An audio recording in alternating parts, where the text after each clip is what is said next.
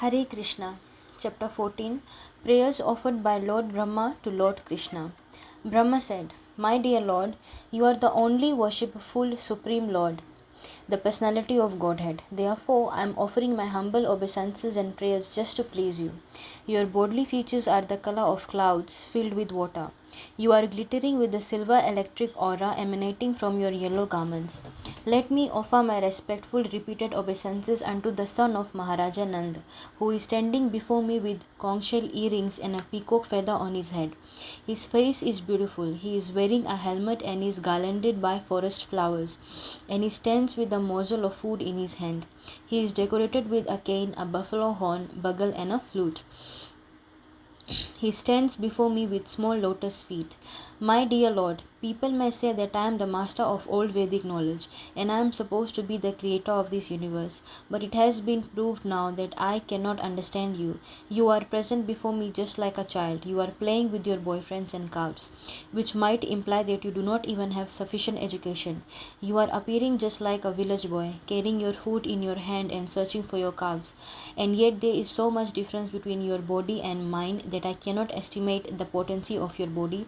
As I have already stated in the Brahma Samhita, your body is not material. In the Brahma Samhita, it is stated that the body of a Lord is all spiritual. There is no difference between the Lord's body and his self. Each limb of his body can perform the actions of all the others. The Lord can see with his hands, he can hear with his eyes, he can accept offerings with his legs, he can create with his mouth. Brahma continued, Your appearance as a cowherd child is for the benefit of the devotees, and although I have committed an offense at your lotus feet by stealing away your boys and calves, I can understand that you have bestowed your mercy upon me. That is your transcendental quality. You are very affectionate towards your devotees, but in spite of your great affection for me, I cannot estimate the potency of your bodily activities. It is to be understood that when I, Lord Brahma, the Supreme Personality of this universe, cannot estimate the childlike body of the Supreme Personality of Godhead, then what to speak of others? And if I cannot estimate the spiritual potency of your childlike body, then what can I understand about your transcendental pastimes? Therefore, as it is said in the Bhagavad Gita, anyone who can understand a little of the transcendental pastimes, appearance and disappearance of the Lord, becomes immediately eligible to enter into the kingdom of God after quitting the material body. This statement is also confirmed in the Vedas, where it is stated, simply by understanding the Supreme Personality of Godhead, one can overcome the change of repeated birth and death. I therefore recommend that people should not try to understand you by their speculative knowledge. The best process for understanding you is to submissively give up the speculative process and try to hear about you, either from yourself as you have given statements in the Bhagavad Gita and many similar Vedic literatures, or from a realized devotee who has taken shelter at your lotus feet. One has to hear from a devotee without speculation. One does not even need to change his worldly position. He simply has to hear your message. Although you are not understandable by the material senses, simply by hearing about you, one can gradually conquer the nations of misunderstanding. By your own grace only, you become revealed to a devotee. You are unconquerable by any other means. Speculative knowledge without any trace of devotional service is simply a useless waste of time in search for you. Devotional service is so important that even a little attempt can raise one to the highest perfectional platform. One should not therefore neglect this auspicious process of devotional service and take to the speculative method. By the speculative method, one may gain partial knowledge of your cosmic manifestation, but it is not possible to understand you, the origin of everything. The attempt of persons who are interested only in the speculative knowledge is simply wasted labor, like the labor of a person who attempts to gain something by beating an empty husk of rice paddy. A little quantity of paddy can be husked by the grinding of wheel, and one can gain some grains of rice. But what if the skin of the paddy has already been beaten by the grinding wheel? There is no further gain in beating even a huge quantity of the husk. It is simply useless labor. My dear Lord, there are many instances in the history of human society where a person, after failing to achieve the transcendental platform, engaged himself in devotional service with his body, mind, and words, and thus attained the highest perfectional stage of entering into your abode. The process of understanding you by speculation or mystic meditation are all useless without devotional service. One should therefore engage himself in your devotional service in his worldly activities, and one should always keep himself near you by the process of hearing and chanting your transcendental glories. Simply by being attached to hearing and chanting your glories, one can attain the highest perfectional stage of entering into your kingdom. If a person therefore always keeps in touch with you by hearing and chanting your glories and offers the results of his work for your satisfaction only, he very easily and happily attains the entrance into your supreme abode. You are realizable by persons you have cleansed their hearts of all contamination. This cleansing of the heart is made possible by chanting and hearing the glories of your Lordship. The Lord is all pervading, as it is stated by Lord Krishna in the Bhagavad Gita. Everything is sustained by me, but at the same time I am not in everything. Since the Lord is all pervading, there is nothing existing without his knowledge. The all pervasive nature of the Supreme Personality of Godhead can never be within the limited knowledge of a living entity. Therefore, a person who has attained steadiness of the mind by fixing the mind on the lotus feet of the Lord is able to understand the Supreme Lord to some extent. It is the business of the mind to wander over varied subject matter for sense gratification.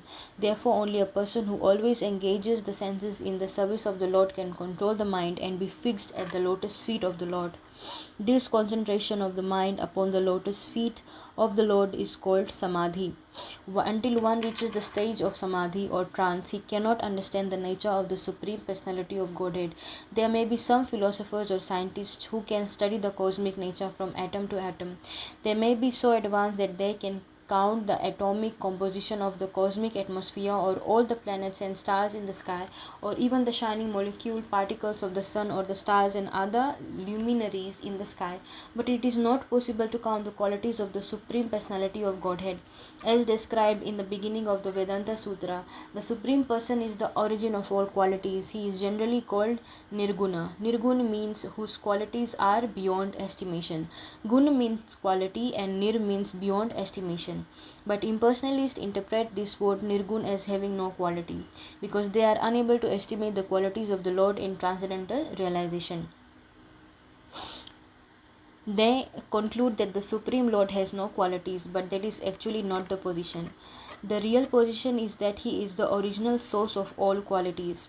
All qualities are emanating constantly from him. Now, therefore, can a limited person count the qualities of the Lord? One may estimate the qualities of the Lord at one moment, but the next moment the qualities have increased. So it is not possible to make an estimation of the transcendental qualities of the Lord. He is therefore called Nirgun, one whose qualities cannot be estimated. One should not uselessly labor in mental speculation to estimate the Lord's qualities. There is no need of adopting the speculative method or exercising the body to attain mystic yoga perfection. One should simply understand that the distress and happiness of this body are predestined. There is no need to try to avoid the distress of this bodily existence or to attempt to achieve happiness by different types of exercises. The best course is to surrender unto the Supreme Personality of Godhead with body, mind, and words, and always be engaged in his service. This transcendental labor is fruitful, but other attempts to understand the absolute truth are never successful. Therefore, an intelligent man does not try to understand the absolute truth by speculative or mystic power. Rather, he engages in devotional service and depends on the Supreme Personality of Godhead. He knows that whatever may happen to the body is due to his past activities, past fruitive activities. If one lives such a simple life in devotional service, then automatically he inherits the transcendental abode of the Lord. Actually, every living entity is part and parcel of the Supreme Lord and a son of the Godhead. Each has the natural right to inherit and share the transcendental pleasures of the Lord, but due to the contact of matter, conditional living entities have been practically disinherited. If one adopts the simple method of engaging himself in devotional service, automatically he becomes eligible to be freed from material contamination and elevated to the transcendental position of associating with the Supreme Lord. Lord Brahma presented himself to Lord Krishna as the most presumptuous living creature because he wanted to examine the wonder of his personal power. He stole the boys and calves of the Lord in order to see how the Lord would recover them. Now Lord Brahma admitted that his attempt was most presumptuous, for he was attempting to test his energy before the person of original energy. Coming to his senses, Lord Brahma saw that although he was a very powerful living creature in the estimation of all other living creatures within this material world, his power was nothing in comparison with the power and energy of the Supreme Personality of Godhead. The scientists of the material world have invented wonders such as atomic weapons, and when tested in a city or some insignificant place on this planet, such powerful weapons create so-called havoc. But if the atomic weapons are tested on the sun, what is their significance? They are insignificant there. Similarly, Brahma's stealing of the calves and boys from Sri Krishna may be a wonderful display of mystic power, but when Sri Krishna exhibited his expansive power in so many calves and boys and maintained them without effort, Brahma could understand that his own power was insignificant. Brahma addressed Lord Krishna as Achyuta because the Lord is never forgetful of a little service rendered by his devotee. He is so kind and affectionate towards his devotees that a little service by them is accepted by him as a great deal. Brahma has certainly rendered much service to the Lord. As the Supreme Personality in charge of his particular universe, he is without a doubt a faithful servant of Krishna, therefore could appease Krishna. He asked that the Lord understand him as a subordinate servant whose little mistake and impudence might be excused. He admitted that he was puffed up by his powerful position as Lord Brahma because he is the qualitative incarnation of the mode of passion within this material world. This was natural for him, and therefore he committed the mistake. But Lord Brahma hoped that since he was after all Lord Krishna's subordinate, the Lord would kindly take compassion upon him and excuse him for his gross mistake. Lord Brahma realized his actual position. He is certainly the supreme teacher of this universe, in charge of the production of material nature, consisting of the complete material energy, false ego, sky, air, fire, water, and earth. Such a universe may be gigantic, but it can be measured just as we measure our body as 7 spans. Generally, everyone's personal bodily measurement is calculated to be 7 spans of his hand. This particular universe may appear as a very gigantic body, but it is nothing but the measurement of 7 spans for Lord Brahma. Aside from this universe, there are unlimited other universes which are outside the jurisdiction of this particular Lord Brahma. Just as innumerable atomic infinitesimal fragments pass through the holes of a screened window, so millions and trillions of universes in their seedling form are coming out from the bodily pores of Mahavishnu, and that Mahavishnu is but a part of the plenary expansion of Krishna. Under these circumstances, although Lord Brahma is the supreme creature within this universe, what is his importance in the presence of Lord Krishna?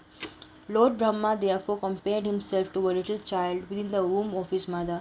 If the child within the womb plays with his hands and legs, and while playing touches the body of the material mother, is the mother offended with the child? Of course she isn't. Similarly, Lord Brahma may be a very great personality, and yet not only Brahma but everything that be is existing within the womb of the Supreme Personality of Godhead. The Lord's energy is all pervading. There is no place in the creation where it is not acting. Since everything is existing within the energy of the Lord, the Brahma of this universe and the Brahmas of many other millions and trillions of universes are existing within the energy of the Lord. Therefore, the Lord is considered to be the mother, and everything existing within the womb of the mother is considered to be the child. And the good mother is never offended with the child, even if he touches the body of the mother by kicking his legs. Lord Brahma then said that his birth was from the lotus flower which blossomed from the navel of Narayan after the dissolution of the 3 worlds or 3 planetary systems known as Bhurlok, Bhuvarlok, and Swarglok. The universe is divided into 3 divisions, namely Swarga, Martya, and Patal. These three planetary systems merge into the Vota at the same time of dissolution. At the time Narayan, a plenary portion of Krishna, lies down on the Vota, and gradually a lotus stem grows from his navel, and from that lotus flower Brahma is born. It is naturally concluded that the mother of the Brahma is Narayan, because the Lord is the resting place of all the living entities after the dissolution of the universe. He is called Narayan. The word Nar means aggregate total of all living entities, and Ayan means the resting place. The form of Garbhodakshaya Vishnu is called Narayan because he rests himself on that water. In addition, he is the resting place of all living creatures. Besides that, Narayan is also present in everyone's heart, as confirmed in the Bhagavad Gita. In that sense also, the Lord Narayan is as Ayan, means the source of knowledge as well as the resting place. It is also confirmed in the Bhagavad Gita that the remembrance of the living entity is due to the presence of the super soul within the heart. After changing the body, a living creature forgets everything of his past life, but because Narayan, the super soul, is present within his heart, he is reminded by him to act according to his past desire. Lord Brahma wanted to prove that Krishna is the original Narayan, that he is the source of Narayan, and that Narayan is not an exhibition of the external energy Maya, but is an expansion of the spiritual energy. The activities of the external energy or the Maya are exhibited after the creation of this cosmic world, and the original spiritual energy of Narayan was acting before the creation. So the expansion of Narayan from Narayan to Karna Vishnu, from Karno Vishnu to Garbho Vishnu, from Garbho Vishnu to Shiro Vishnu, and from Shiro Vishnu to everyone's heart are actually Krishna's expansions, manifestations of his spiritual energy. They are not conducted by the material energy, therefore they are not temporary. Anything conducted by the material energy is temporary, but everything executed by the spiritual energy is eternal. Lord Brahma reconfirmed his statement, establishing Lord Krishna as the original Narayan.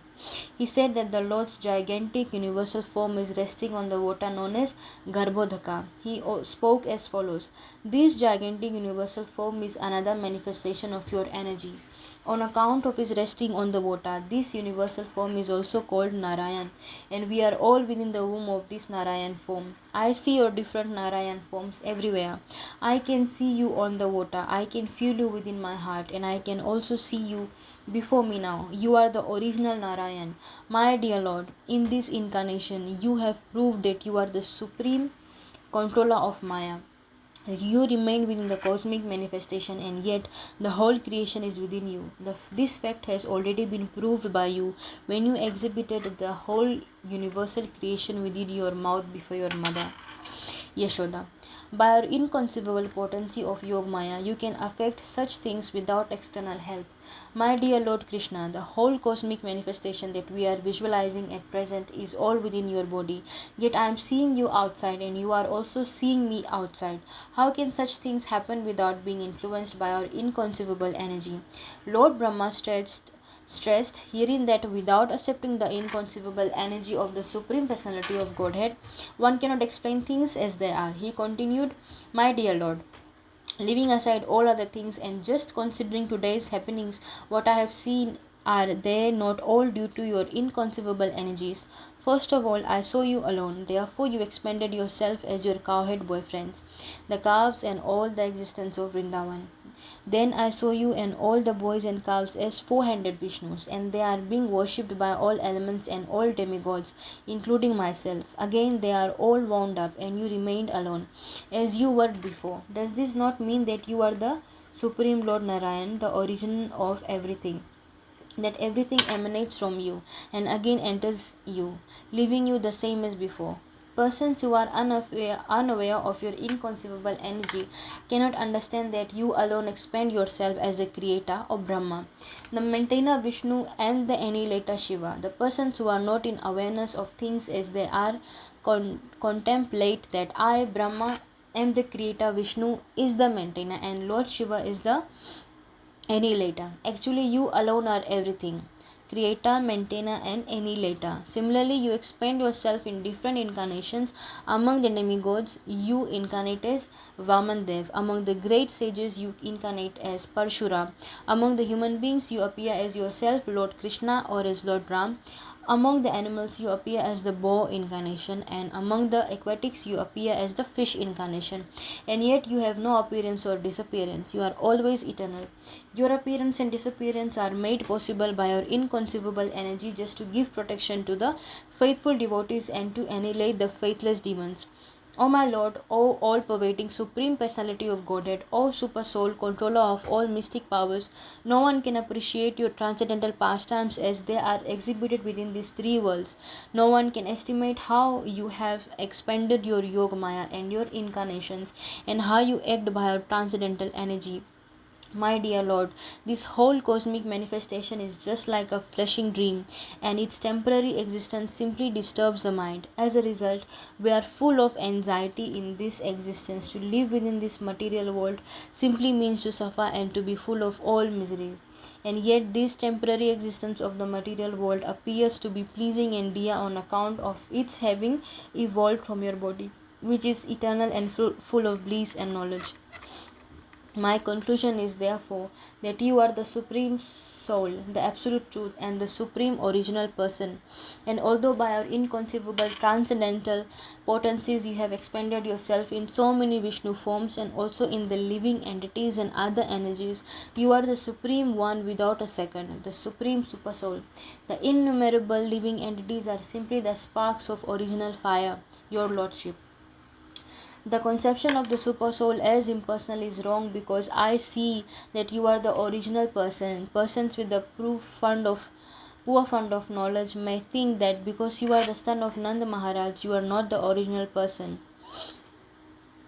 That you are just born like a human being.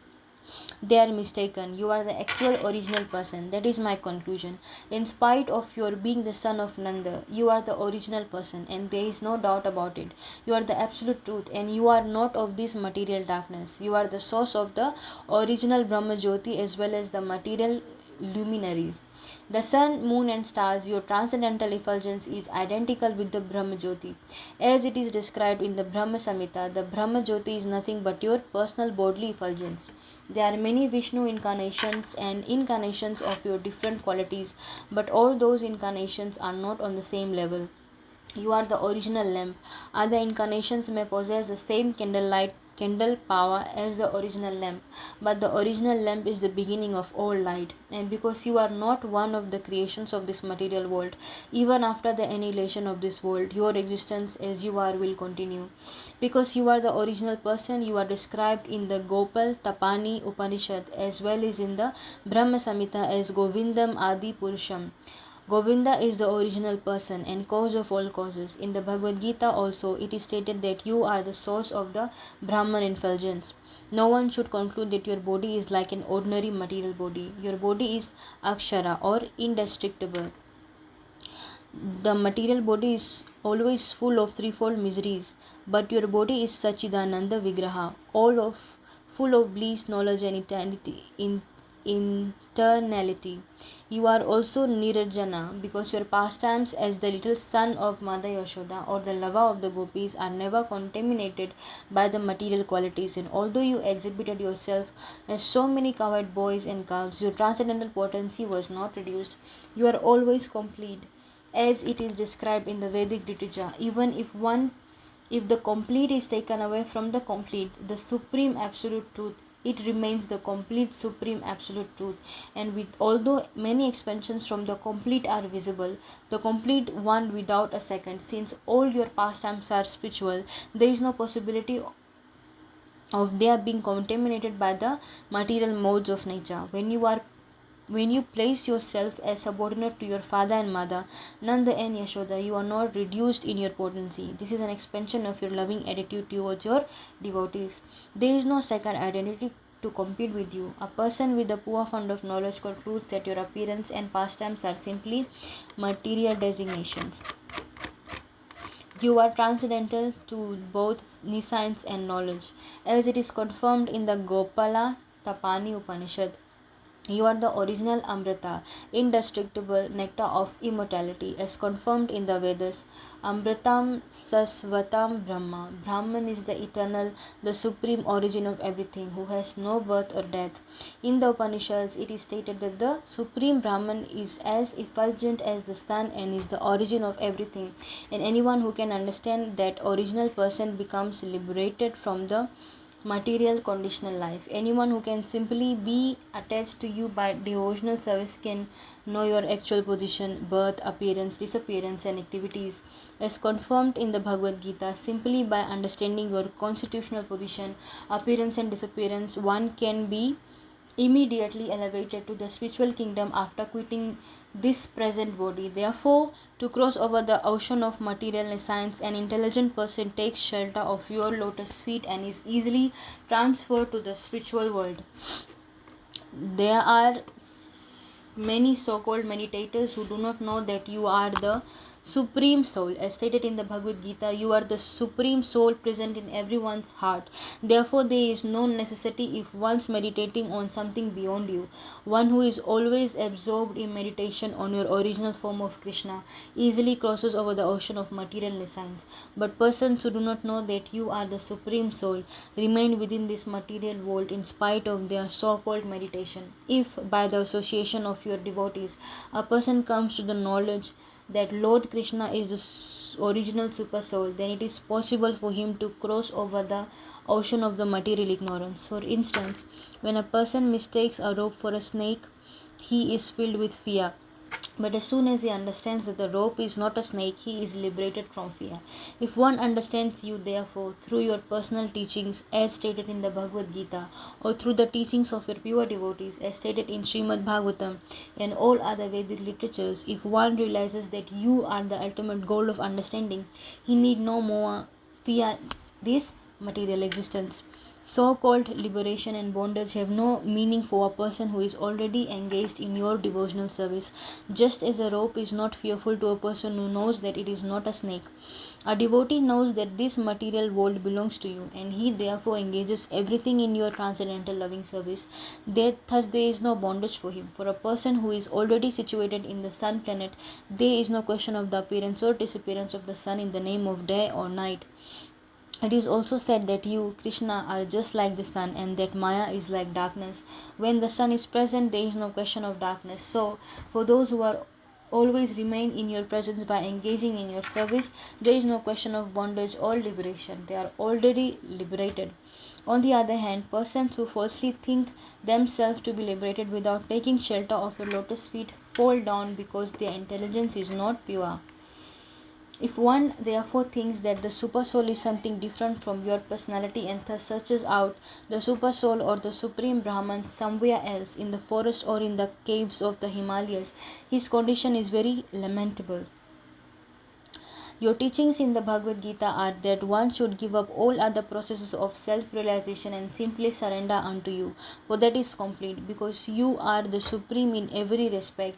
And those who are searching after the Brahman effulgence and also searching after you, and those who are searching after the super soul realization are also searching after you. You state in the Bhagavad Gita that you yourself, by your partial representation as the super soul, have entered into this material cosmic manifestation. You are present in everyone's heart, and there is no need to search out the super soul anywhere else. If someone does so, is simply in ignorance. One who is transcendental to such a position understands that you are unlimited.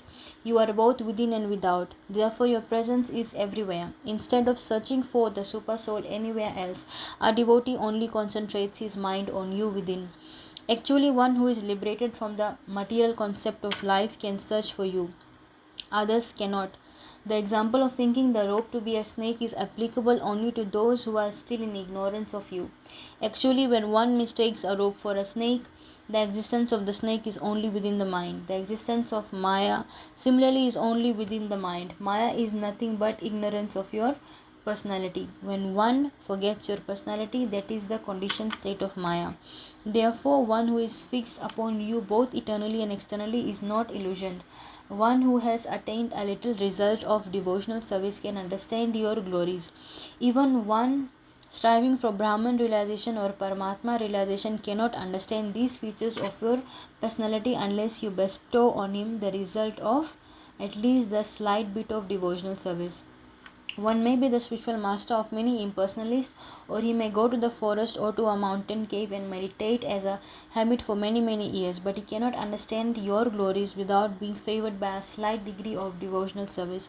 Brahman realization or Paramatma realization are also not possible even after one searches for many years, unless one is touched by the wonderful effect of devotional service.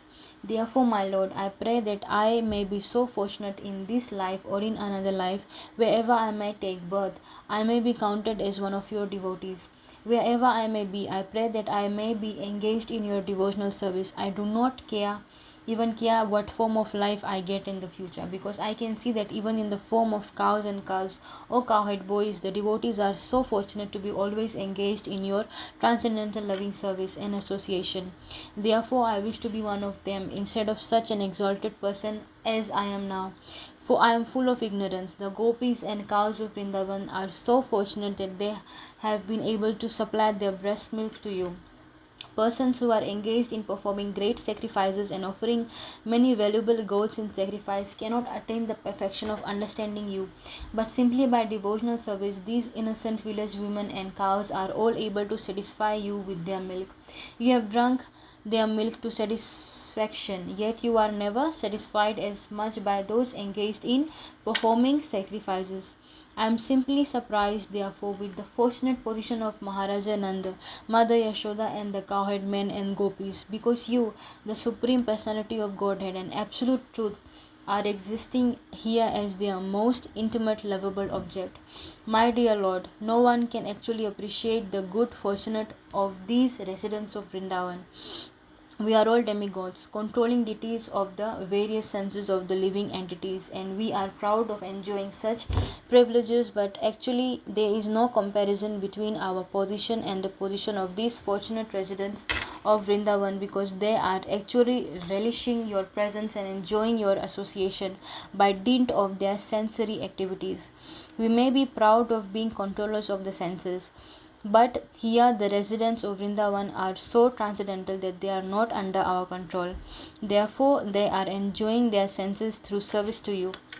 I shall therefore consider myself fortunate to be given a chance to take birth in this land of Vrindavan in any of my future lives.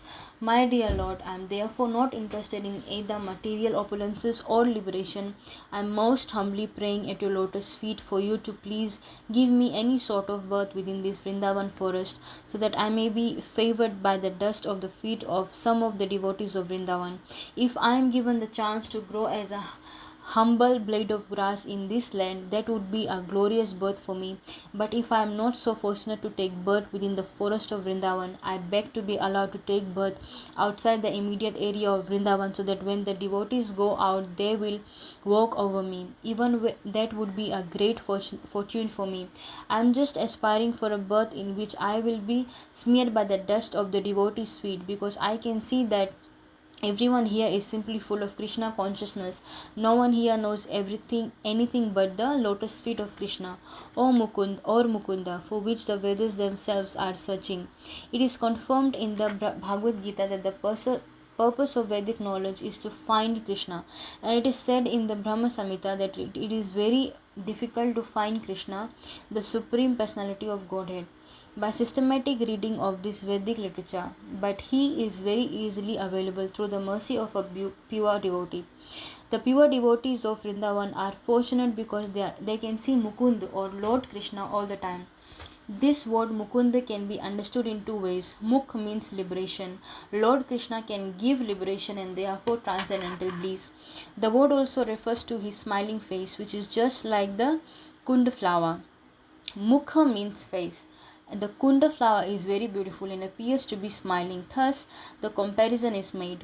The difference between the pure devotees of Vrindavan and the devotees of other places is that the residents of Vrindavan have no other desire but to be associated with Krishna.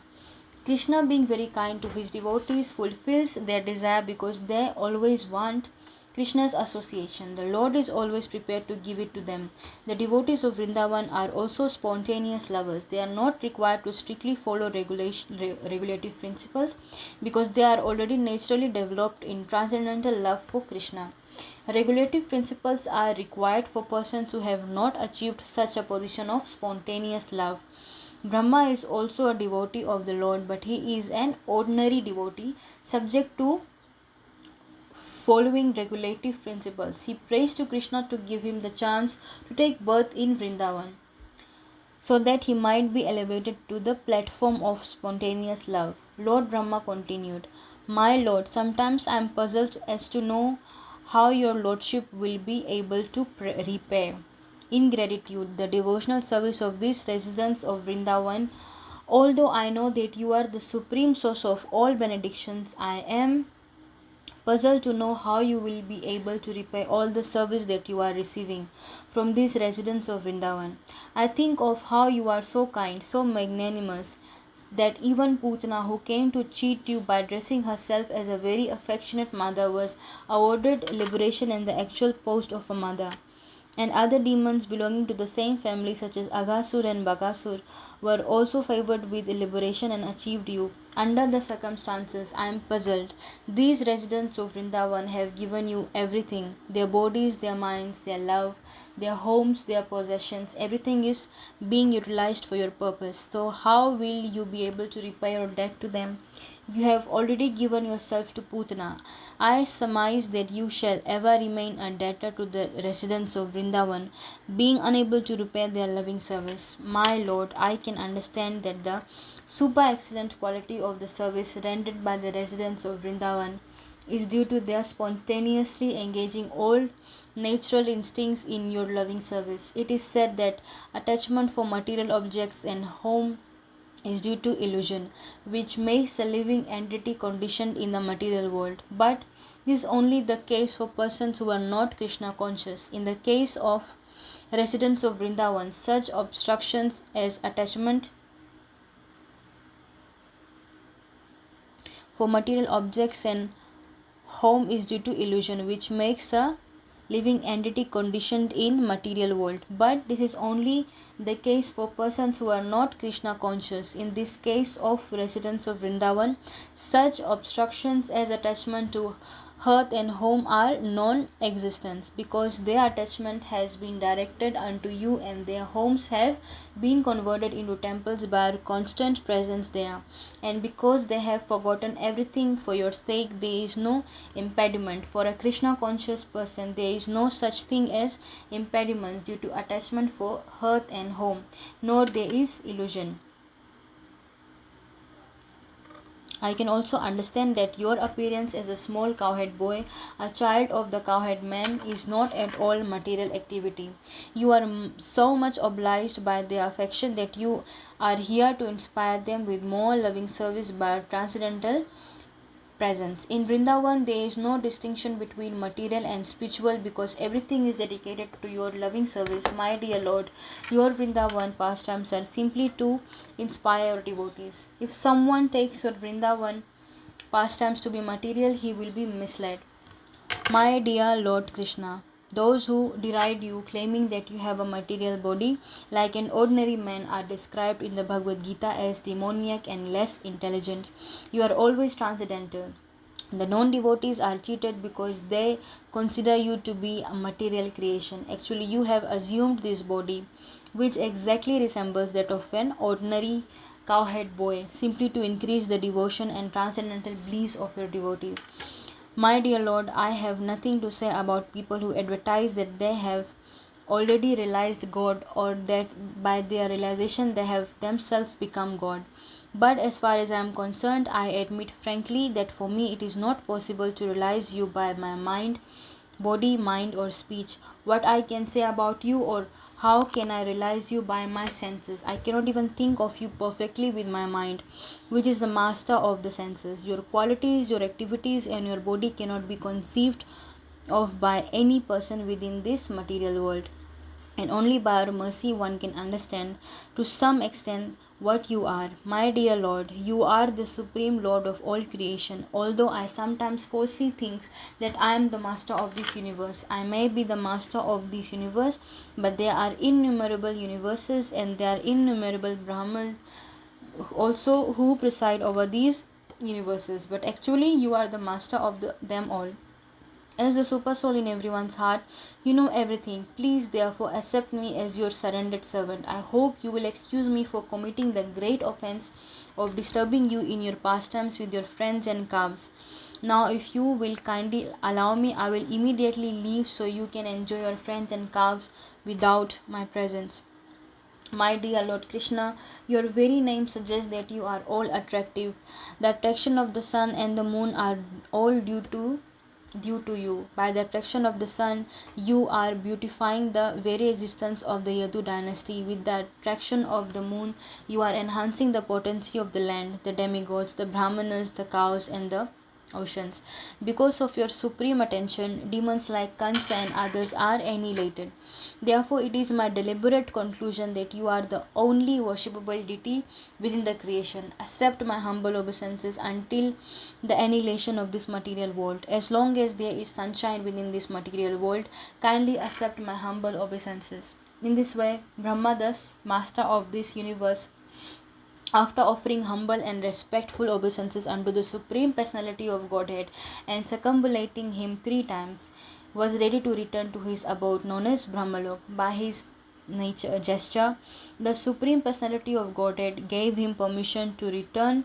As soon as Brahma left, Lord Sri Krishna immediately returned to the bank of Yamuna and rejoined his cows and cowhead boyfriends, who were situated just as they had been on the very day they had vanished. Krishna had left his friends on the bank of the Yamuna while they were engaged in lunch, and therefore he returned exactly 1 year later. The cowhead boys thought that he had returned within a second. That is the way Krishna's different energies act. It is stated in the Bhagavad Gita that Krishna himself is residing in everyone's heart, and he causes both remembrance and forgetfulness.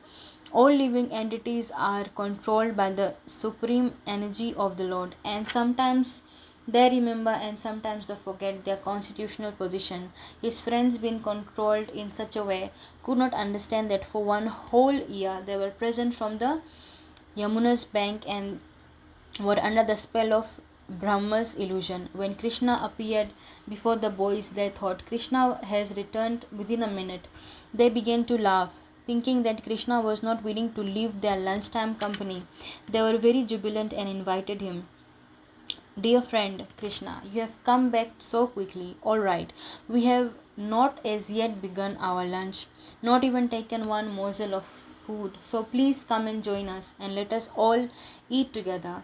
Krishna smiled and accepted the invitation, and he began to enjoy the lunchtime company of his friends. While eating, Krishna was thinking, these boys believe that I have come within a second, but they do not know that for the last year I have been involved with the mystic activities of Lord Brahma. After finishing their lunch, Krishna and his friends and calves began to return to their Vrajbhumi homes. While passing, they enjoyed seeing the dead carcass of Aghasur in the shape of a gigantic serpent. When Krishna returned to the home of Vraj Bhumi, he was seen by all the inhabitants of Vrindavan. He was wearing a peacock feather in his helmet, which was also decorated with forest flowers. Krishna was also garlanded with flowers and painted with different colored minerals collected from the caves of Vrindavan. The Govardhan hill is always famous for supplying natural red oxides, and Krishna and his friends painted their bodies with them. Each of them had a bugle made of buffalo horn and a stick and a flute, and each called his respective cows by their particular names. The cowhead boys were so proud of Krishna's wonderful activities that while entering the village, they all sang his glories. All the gopis in Vrindavan saw beautiful Krishna entering the village. The boys composed nice songs describing how they were saved from being swallowed by the great serpent and how the serpent was killed. Some described Krishna as the son of Yashoda and others as the son of Nand Maharaj. He was so wonderful that he saved us from the clutches of the great serpent and killed him, they said. But little did they know that 1 year had passed since the killing of Aghasur. In this regard, Maharaja Parikshit then asked Sukadev Goswami how the inhabitants of Vrindavan suddenly developed so much love for Krishna, although he was not a member of their families. Maharaja Parikshit inquired, during the absence of the original cowherd boys, when Krishna expanded himself, why is it that the boys' parents becoming more loving towards him than towards their own sons? Also, why did the cows become so loving towards the calves more than towards their own calves? Sukadev Goswami told Maharaja Parikshit that every living entity is actually most attached to his own self. Outward paraphernalia such as home, family, friends, country, society, wealth, opulence, and reputation are all only secondary in pleasing the living entity. They please only because they bring pleasure to the self. For this reason, one is self-centered and is attached to his body and self more than to his relatives like wife, children, and friends. If there is some immediate danger to one's own person, he first of all takes care of himself, then others. That is natural. That means he loves his own self more than anything else. The next important object of affection after his own self is his material body. A person who has no information of the spirit soul is very much attached to his material body, so much so that even in old age he wants to preserve the body in so many artificial ways, thinking that his old and broken body can be saved. Everyone is working hard day and night just to give pleasure to his own self under either the bodily or spiritual concept of life. We are attached to material possessions because they give pleasure to the senses or the body. The attachment of the body is there only because I, the spirit soul, is within the body. Similarly, when one is further advanced, he knows that spirit soul is pleasing because it is part and parcel of Krishna. Ultimately, it is Krishna who is sleeping and all attractive. He is the super soul of everything, and in order to give us this information, Krishna descends and tells us that the all attractive center is He himself. Without being an expansion of Krishna, nothing can be attractive. Whatever it is attractive within the cosmic manifestation is due to Krishna. Krishna is therefore the reservoir of all pleasure. The active principle of everything is Krishna, and highly elevated transcendentalists see everything in connection with him. In the Chaitanya Charitamrita, it is stated that the Mahabhagavata or highly advanced devotee sees Krishna as the active principle in all moving and non-moving living entities. Therefore, he sees everything within this cosmic manifestation in relation to Krishna. For the fortunate person who has taken shelter of Krishna as everything, liberation is already there. He is no longer in this material world. This is confirmed in the Bhagavad Gita. Whoever is engaged in the devotional service of Krishna is already on the Brahma Bhuta or spiritual platform. The very name suggests that pity and liberation. Anyone who takes shelter of the lotus feet of Krishna enters the boat for crossing the ocean of nescience for him. This vast expanse of the material manifestation becomes as insignificant as the water in a cow's hoof point. Krishna is the shelter of all great souls, and he is also the shelter of the material worlds. For one who is on the platform of Krishna consciousness, Vaikunda or the spiritual world is not far away. He does not live within the material world where there is danger at every step.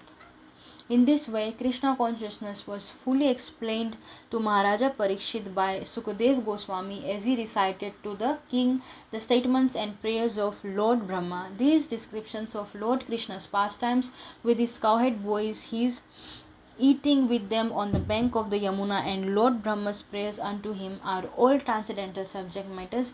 Anyone who hears, recites, or chants them surely gets all his spiritual desires fulfilled. Thus, Krishna's past childhood pastimes, his sporting with Balram and the cowherd boys in Vrindavan were described. Thus ends the Bhakti Vedanta purport of the 14th chapter of Krishna, prayers offered by Lord Brahma to Lord Krishna. Hare Krishna.